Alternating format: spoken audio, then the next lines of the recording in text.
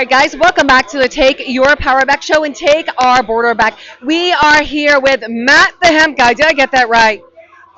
Ben, the hemp guy. Cancel, cancel. Round two, let's go again. Ben the Hemp Guy. Hi, guys. Take two. Hey, I'm Kim Yater with the Take Your Power Back show and Take Our Border Back. We are here with Ben the Hemp Guy. And if you know about hemp in agriculture, that's absolutely new to me. So let's talk about agricultural regeneration and utilizing hemp. Give us a little bit of a lowdown of the importance of that.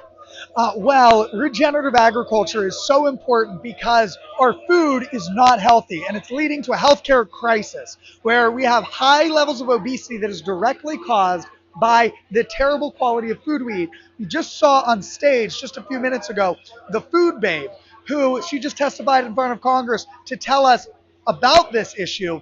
But when it comes to the actual agriculture, regenerative agriculture is a way to put the carbon back into the soil, which not only sequesters the carbon out of the atmosphere, it puts the carbon where it belongs, it also creates healthier food, it supports the farmers, and so it's a win-win-win scenario with regenerative agriculture. And that's important because of the Farm Bill, which is right now on the desk of every member of Congress. All right, let's talk about the Farm Bill because I've been hearing that over and over. Why is it important for us, we the people, to know about the Farm Bill?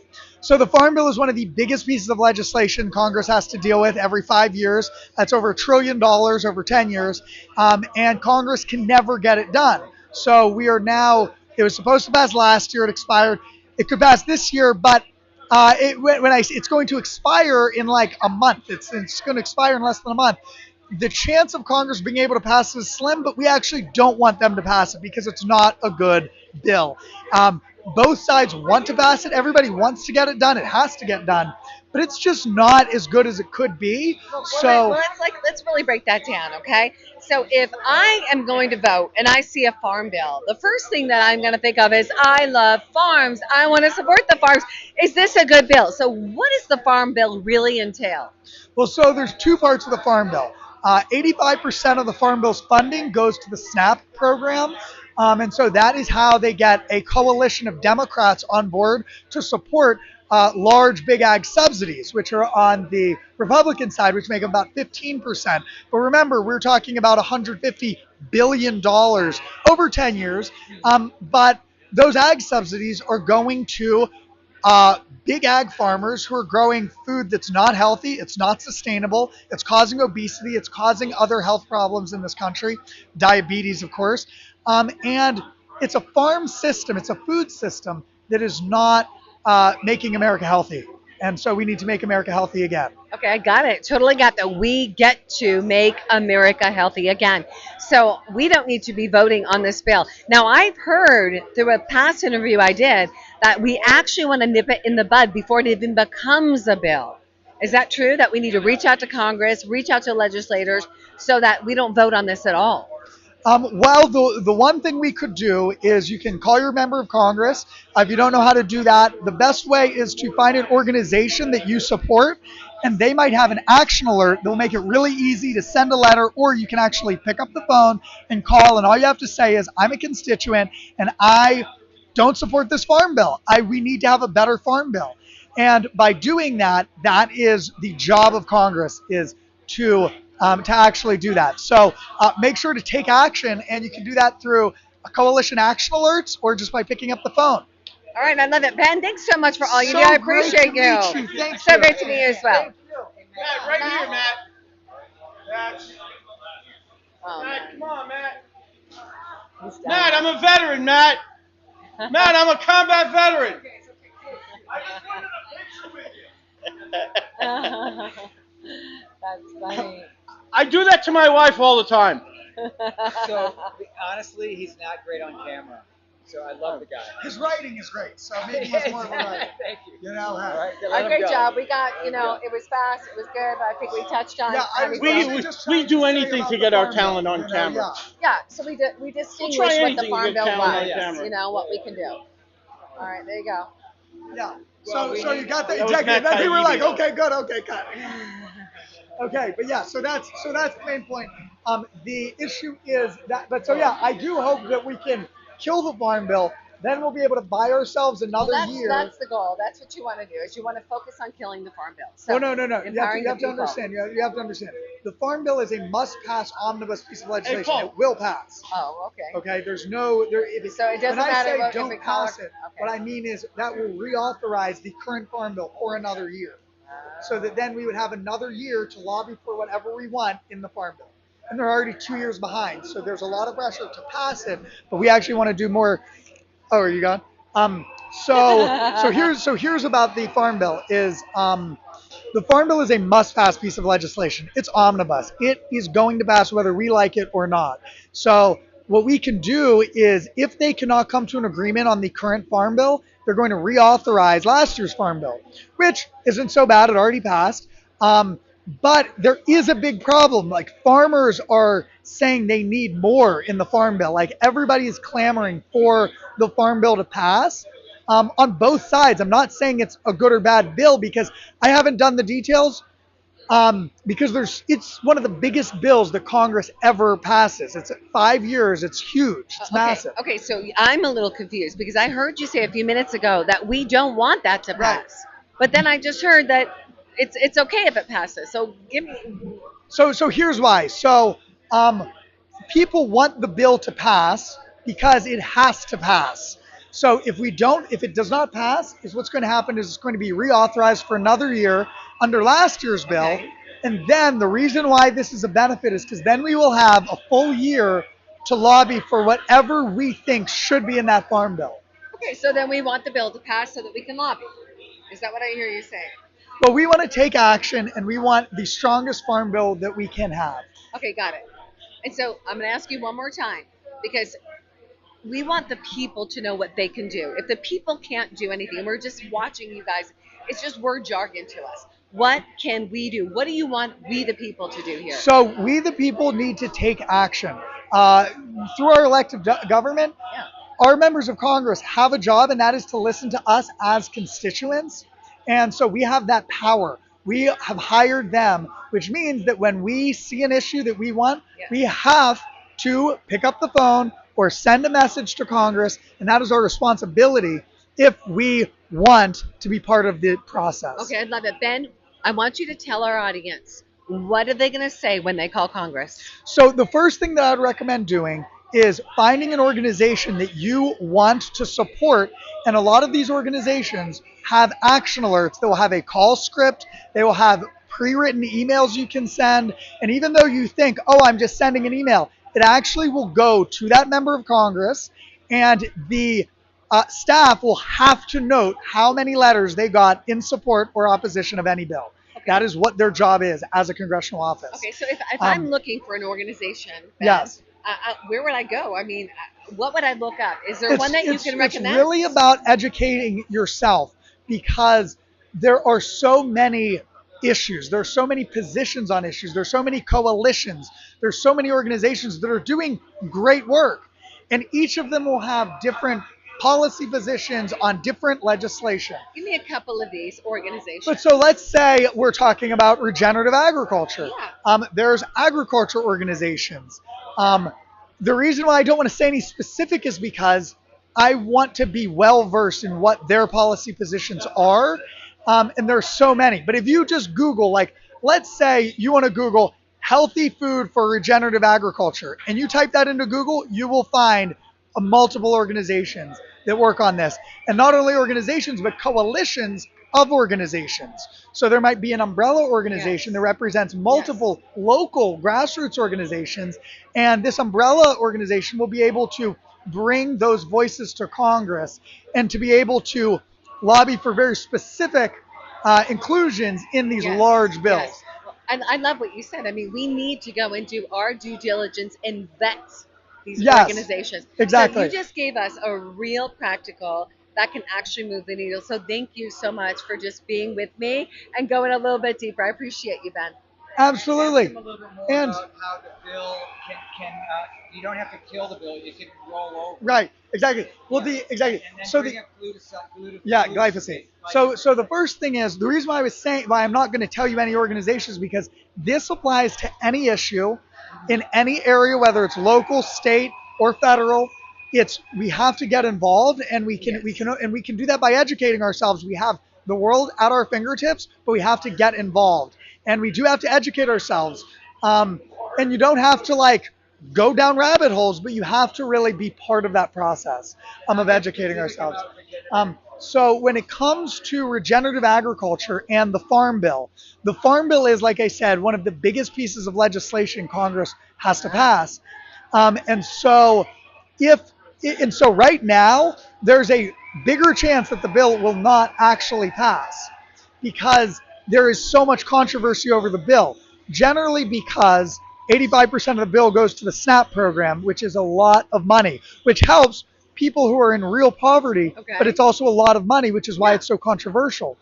And then $150 billion of that goes to big ag subsidies, which don't always support these struggling family farmers that are producing healthy food in a sustainable way, and instead go to support, we'll call them Wall Street farmers, who, if you think about it, Bill Gates is one of the largest landowners of farmland in the U.S. He's not a farmer, but he is just one of many. There are hedge fund managers that a hedge fund will be able to own farmland and lease it to farm workers who are brought over on visas. It's all migrant labor because farming is so labor intensive, and these farmers are not making money. One of the reasons why the Farm Bill, why there's so much clamoring to get the Farm Bill passed is because farmers today, even real working farmers with big tractors and lots of land, are not making any money. They're breaking even or losing money. They're generally losing money because if you go to the grocery store and you want to buy food, that food is so cheap that if you think about what it takes to get a loaf of bread to you, and then you can buy it at the store for that cost, even though you think, oh my goodness, inflation, this costs so much. No, it really takes a lot of work to get that to your table. And it means that farmers aren't making enough money to keep their farm afloat, and farmers are going bankrupt. All right. Question from the audience. Yes. Is the agricultural bill that doesn't get passed, is that tied in any way to the CR when we don't pass the CR, the continuing resolution? Yes, that's a great question. That's exactly what this is. So the concept of a continuing resolution is exactly what we're getting to. So the Farm Bill is one of the biggest pieces of legislation, and if it does not pass, they will have to reauthorize the last Farm Bill. So this is a process that has been happening a lot because Congress cannot always get things done. So when they do that, they pass a continuing resolution. They simply continue what's already been the legislation. And this is a way that Congress can, kind of kick the can down the road, but it can also help us get to a better bill. And that's one of the reasons why it's been done. We reauthorized the Farm Bill last year, and we have 30 days to decide, are we going to reauthorize the Farm Bill again, or are we going to pass a new Farm Bill? Well, let's take a look at what a better bill would be. What's really unique is that today is September 30th, and it's the last day of the fiscal year. Today is the last day. It ended today. But I think they extended it for I don't know how many months. Oh my God. But they extended it just last week or something like that. Well, no, Today's the 29th. Tomorrow's the 30th. Oh, 30th. Tomorrow's the 30th. Don't do that. So when do we know? To this point, when do we know they extended it? And we can. Oh, okay. We have breaking news, ladies and gentlemen. We have breaking news. Today is. Give us the lowdown. Today is the. Okay. Today is the 29th, and the Farm Bill does expire tomorrow. So we will see what happens because the Farm Bill is the. What happens when something expires? We don't know what's going to happen. So we're talking about the Farm Bill. Yes, I didn't realize how close it was to the expiration date of the current Farm Bill, which is in 24 hours. So we have 30 hours. It's about 6 o'clock now. Okay. 6 plus 24 is 30. Right, but let's just say 24 hours. So here we are, breaking news. Let me ask it. We're at breaking news right now. Okay, we are hours away from this bill passing. Yes. Yes.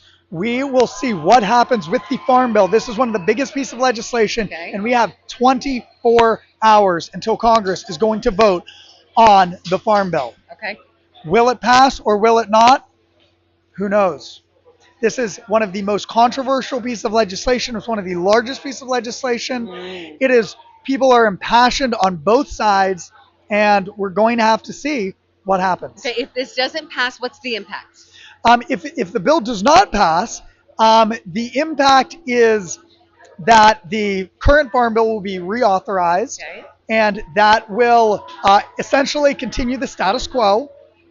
I've been reading a lot about farmers who are commodity farmers who are saying that they're losing money, and that's why they need these new subsidies that are in this new Farm Bill. But the old Farm Bill will be reauthorized, so it's not the end of the world. Okay, got it. Now, I just want to go back because you said if we could make it better. What does that better look like? That's a great question. You know, what I would like to see is ways that we can support smaller farmers, smaller producers, Like that. healthier Yeah. food, regenerative agriculture. Regenerative agriculture means you can bring the carbon from the atmosphere into the soil. And so this not only helps to address climate change and carbon in the atmosphere, but carbon is cool. So what that means is that carbon belongs in the ground. What do trees do? Trees absorb the carbon from the atmosphere and put it deep underground. That's where carbon is supposed to be. We're all made of carbon. Earth is made of carbon. Carbon is essential to life on this planet, but it needs to be in the right place, and that's in the that's good. ground. Got it. So Off of carbon for a second. Go right into the soil thing. I'm confused. Is the bill? Ask him what happens if the bill is passed, Okay, so and how do we continue to kind of Right. slow it down? yeah, okay, Okay. all right, that's a good question. So, what happens if the bill is passed? if the bill is passed tomorrow, the Farm Bill is a massive piece of legislation, so that would authorize over $1 trillion of spending over the Wow, next 10 that's a years. lot of money. So it is a big bill, Yeah. but it happens every 5 years. So we would essentially get started on the next Farm Bill. What we can do to make the next Farm Bill to have those changes that we want to see. That's You fantastic. can't make amendments to the current. So you can't slow down the money to get it funded for something bad in the bill when it gets passed. No, I want you to know the bill is not good or bad. It is what it is. This bill has been reauthorized. We pick up from where we left off every year. Okay. So it's the status quo. But the question is, do we want to change the status quo? Do we want to disrupt the status That's a great quo? question. All right, so if I'm understanding correctly, we can actually take this bill and make it better. And each year this bill comes about. Is that correct? Well, the bill comes out every 5 years. Every 5 So years. the reason okay. why we need to stay so focused on it is because, so if the bill passes tomorrow, Yeah. then we can start on building what will be the next Farm Bill. And that includes introducing standalone legislation that can be included as an amendment into the Farm Bill.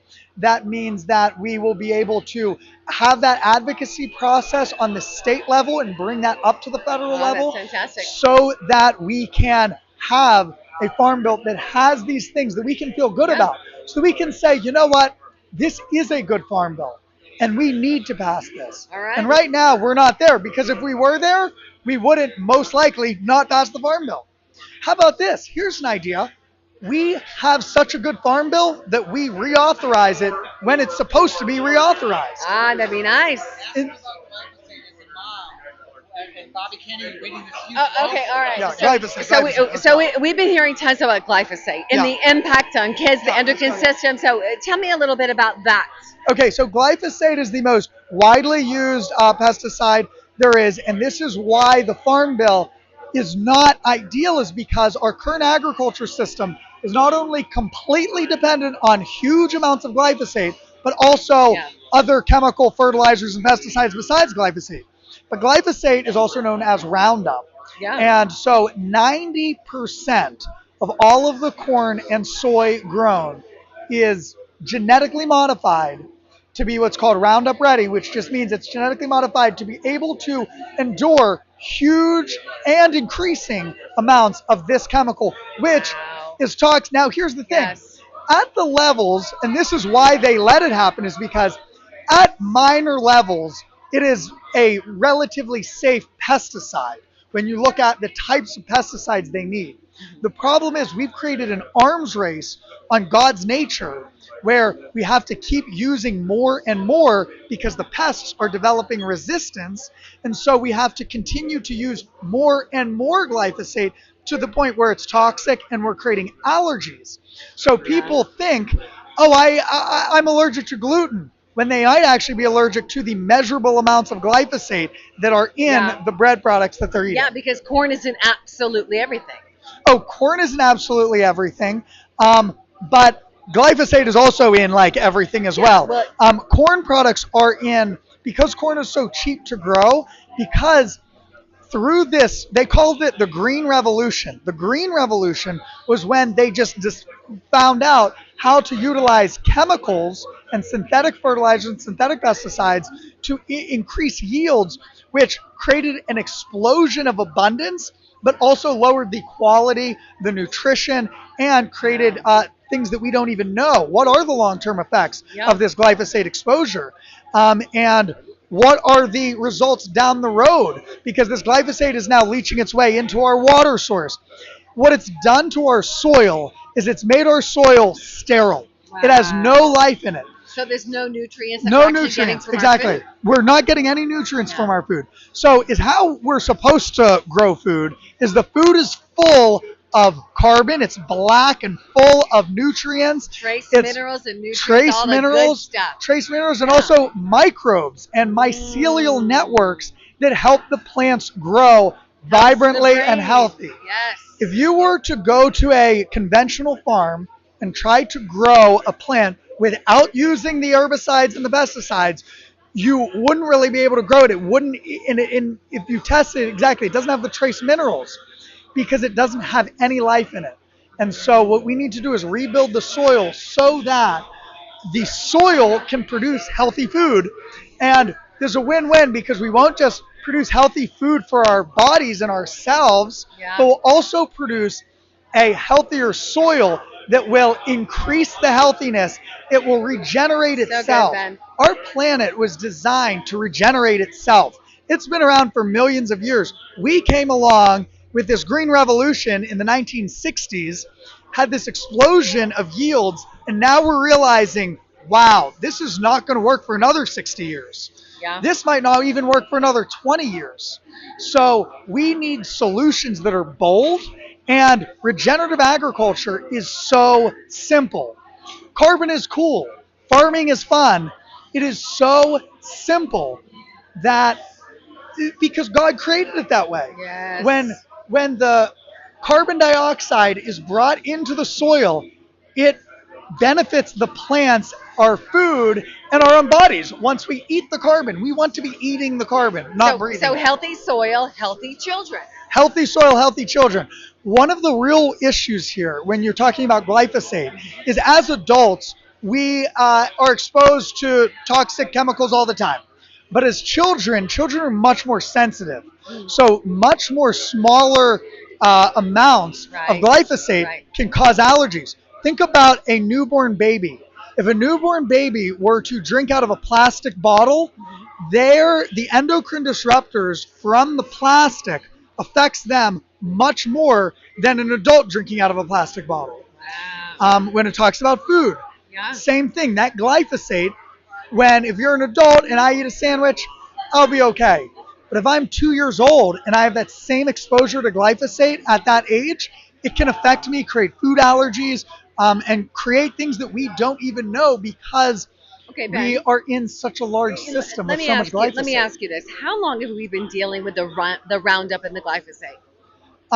So Roundup has been around for several decades, but its use has been increasing, and it has to increase not only with Roundup, but also with just agriculture inputs in general, because we've created this arms race.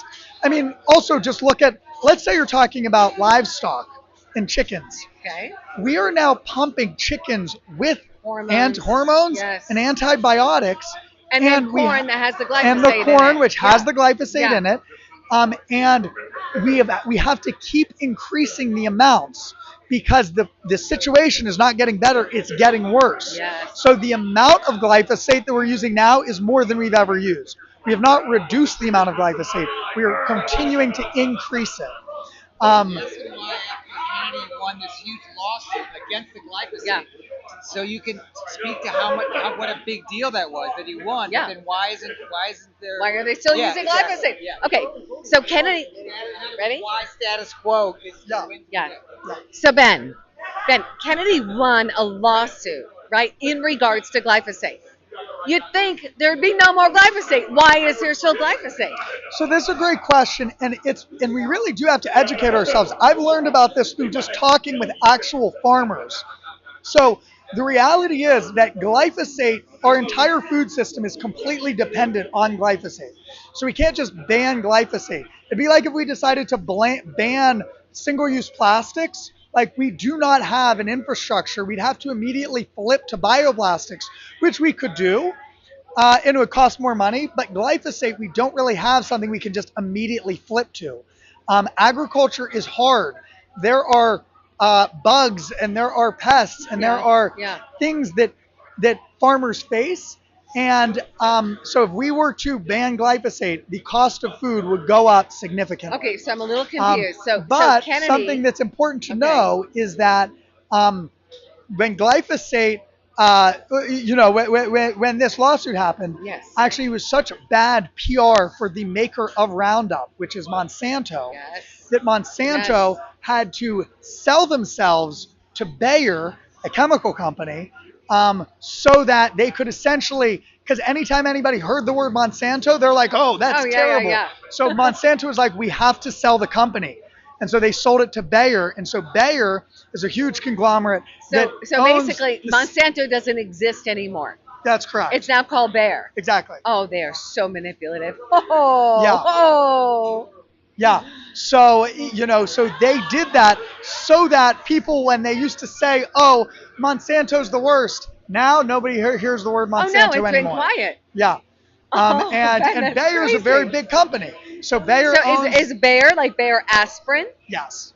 So they own a lot. They own a lot. And so some people say that they own the pharma that treats people when they're sick, and then they own the glyphosate, which my might gosh. make people sick. You keep them And sick so- and then you medicate them.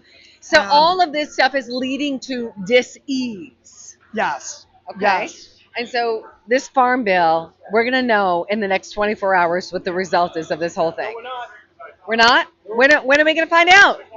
After election day, Congress doesn't get in session until after election day. Yes. We just looked it up. Yes. So let me say, yes, you're absolutely correct. So let me say, Congress. Hey, and Ivan confirmed it. Yes. Oh, No, I Ivan believe that. confirmed Okay. it? Yes. No, you're absolutely right, because I didn't get I didn't do all the research before this interview. I just said, let's just get the word You're doing out. great. Okay. You're doing great. But so the Farm Bill was going to expire tomorrow, Okay. but Congress realized that they did not have an agreement. They did not have a bill that was going to pass. So rather than have this like government shutdown scenario on Monday morning tomorrow, they said, let's just reauthorize until after the election. So that means we still are going to have this, like, what are we going to do? They've just kicked the can down the road to after the election, when they will be able to know who is going to, win. And so it's all very strategic. But the reality is that whether the Farm Bill is good or whether it's bad, it's still status quo.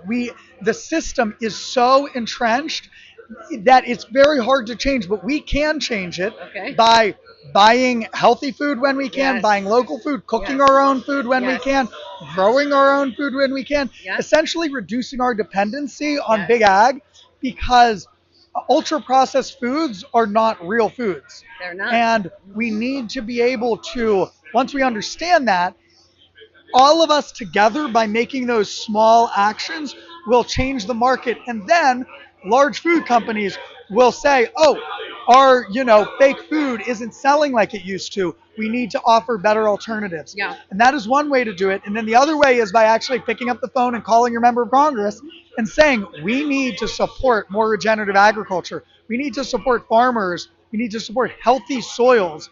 And we need to do this not just to help the soil, but to help ourselves, because the healthcare costs in this country Yes. are bankrupting our country. It is out of control, and we are a sick nation. We are the richest nation. We should be the healthiest nation, and we are the unhealthiest nation. Joel Salatin says that we have the highest level of preventable morbidity. Like literally, people die for no reason just because we have diabetes, we have obesity for no reason at all. And there's no good reason for it Yeah. because we have the wealth and abundance that we should be healthy. Yes. And absolutely. we need to be healthy again. And so we can do that if we work together. Yeah. So Ben, it sounds like it's time to take our health back. So ask them why the role of states and how people can call their state representative. Oh, that's So good. that because that's the big election farm bill getting passed. Okay. All right. So Rand Paul's running, someone else is running. They'd be open between now and November. Okay. So basically, the bill.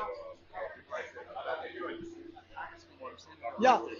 By being on the right side of history. Right. Okay. So this is one of the biggest elections of history, and this is an opportunity for us to go to these town hall meetings and try to get these members of Congress or candidates on record.